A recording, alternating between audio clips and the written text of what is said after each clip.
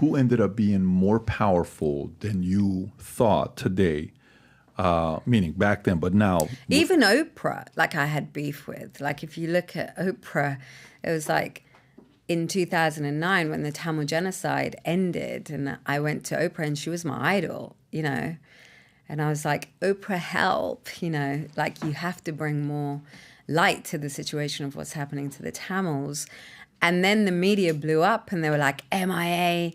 and Oprah's at war because, you know, Oprah called M.I.A. a terrorist, and that was all over the news. And it was so interesting. I'm like, wow, I'm like at war with Oprah Winfrey. And it just happened at a random party. She called you a terrorist? Yes, because she was like, yeah, there it is, you know. And it's just... Why did she call you? Is this because of what? Because of... Well, it was just because the Tamils... Yeah, the Tamils were called...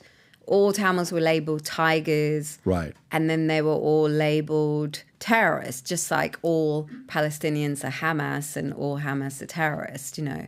We'd already been through that narrative. And I was like, but no, there's like nuances. There's real people, there's civilians caught up in this. But it was very difficult for American public to grasp because, yeah, like they weren't used to the language, you know.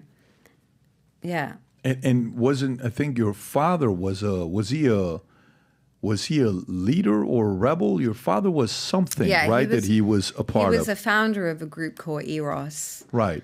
And yeah, he was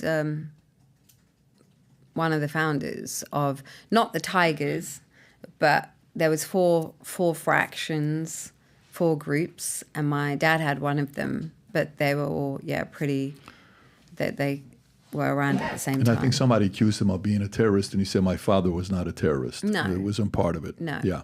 In these uncertain times, if there's anything we need is we need people to believe the future looks bright. So if you've heard about me saying this mission to you, we're on a mission to get 1 million people to wear this gear. And this is what we're doing. If you buy one of these hats, there's a category of buying one hat, getting the second one free. If you haven't yet worn this gear publicly, go ahead and test it out. Buy some of the gear, wear it in public, and see how many people will stop by and say, you also watch Valuetainment? You also follow PBD Podcast? I do too.